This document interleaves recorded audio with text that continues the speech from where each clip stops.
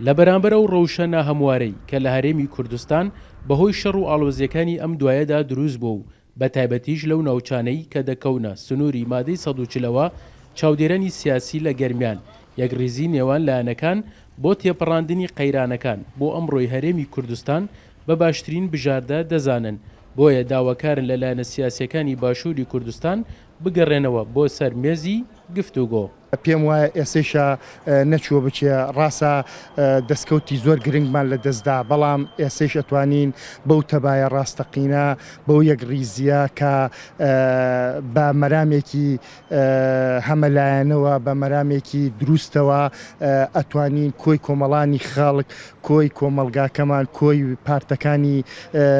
سەرگۆڕەپانی سیاسی کوردستان هەموو دەنگەکان یەکخەین بۆ ئەوەی چیدی دەستکەوتەکانمان ئەوەیشی ماوە کە لە دەستی نەدەین. هەموو کاتێک یەک ڕێزی پێویستە، بەڵام ئێستا یەک ڕێزیەکی چۆن نەک یەک ڕێزیەک لەسەر لایەنە سیاسیەکان خۆتی بێ خۆتکەیت و بەیانی گویان تێنەگری لە یەک ڕێزیە و لە گفتوگۆیە چۆن ئێستا کە ئەتەوێ بڕۆی لەگەڵ بەغدایە دانوستانم کە بزان چی ئەدەیت و چی وەرەگری ئەبێ لە پێشەوە تۆ ناوماڵی خۆت ڕێک بکەیت، لایەنەکان خۆت کۆ بکەیتەوە، ئەبێ یەک ڕێزی ناو لایەنە سیاسیەکانەوە ئەوەی کە کورسێکی پەرلەمانی هەیە نەکەوەی کورسێکی پەرلەمانێکە کابرایەکی ڕۆشنبیر لە شەقام و قساگە نووسەرێک لە شەقام و لە ڕۆژنامەیە قساکە لە سایتێکی قساگە ڕێی ئەم نووسەرە بە هەند وەرناگیرێ، ئەمە خراپەکاریە. بۆیە پێویستە ڕێی هەموو کەسێک بەجددی وەرگێ بۆ یەک ڕێزەیەکی نیشتیمانی ناو ماڵی کورد ڕێک بخرێ. هاوکاتیش ڕێکخراوەکانی کۆمەڵگەی مەدەنی لە گەرمیان لە ڕێگەی ڕاگەیاندنی کەمپینی یەکڕێزی نەکترازان داواکار بوون لەلایەنە سیاسیەکانی هەرێمی کوردستان بە لەبەرچاوگرتنی ئەم ڕەوشەی هەرێمی کوردستان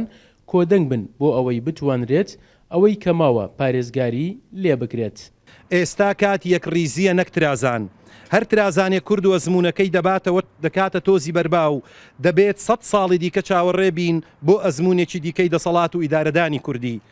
بۆیە لێرەوە ڕێکخراوەکانی کۆمەڵی مەدەنی لە گەرمیان بانگەوازی هەموو هێزە سیاسی و مەدەنی و کۆمەڵایەتیەکانی کۆمەلگای کوردی دەکەن لەم ساتە وەختە مێژووی و یەکلاکەرەوە و سامناکەدا دەست لە یەک بەرنەدەن و واز لەسەر کۆنەکردنی یەکتر بێنن بۆ ڕۆژێکی ئاسایی و ڕۆشنتر لە ئێستا. ئێستا کات یەکڕیزی و بە یەکەوە ڕوبەڕووبوونەوە و بڕیاردانە و وەکەوەی چاودێرانی سیاسی و دوێنەری ڕێکخراوەکانی کۆمەڵگەی مەدەنی لە گەرمیان ئاماژەیان بۆ کرد لە ئێستادا لە هەموو کات زیاتر هەرێمی کوردستان بۆ ڕوبەڕووبوونەوەی ئەو دۆخە ناهەموارەی کە لە کوردستاندا دروست بووە پێویستی بە کۆدەنگی و یەکڕێزی نێوان لایەنە سیاسیەکانی باشووری کوردستانە. سەرکەوت ئەحمەد، کورسات نیوز، گەرمیان.